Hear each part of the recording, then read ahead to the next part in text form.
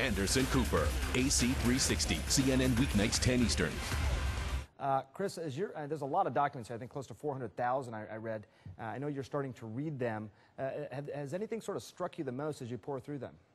Yeah, starting to read is the key phrase there, Sanjay. One thing that jumps out is WikiLeaks claims that well over 100,000 Iraqis were killed in the war. That's tens of thousands more than what the U.S. military is estimating.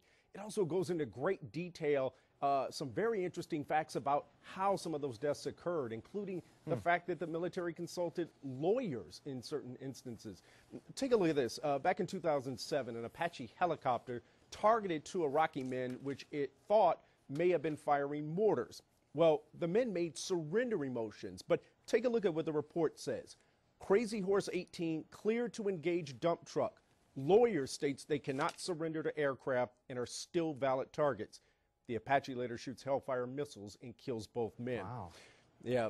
In another part, critics really attack President Bush for overhyping Iran's role in Iraq. But when you look at this report, it details multiple cases of aggressive moves by Iranian forces. In fact, in one instance, a U.S. patrol was almost ambushed by the Iranians. Again, just going back to the report here, the Iranians to the northwest of the column started to engage the patrol. The entire column was under fire and return fire as they conducted U-turns to leave the area. That patrol says that they were fired on almost constantly by the Iranian forces as they drove back to their checkpoint well inside the Iraqi border. Back in July, for people who don't know, WikiLeaks, which a lot of people have heard of now, but they came under fire for releasing, I think, 76,000 pages worth of documents related to the war in Afghanistan.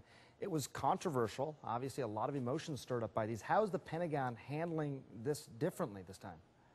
The big difference is the Pentagon got totally by surprise by the fact that WikiLeaks included names in that Afghanistan report. So they really had to scramble to find those people and try to identify where they were and to make sure they were not in any danger.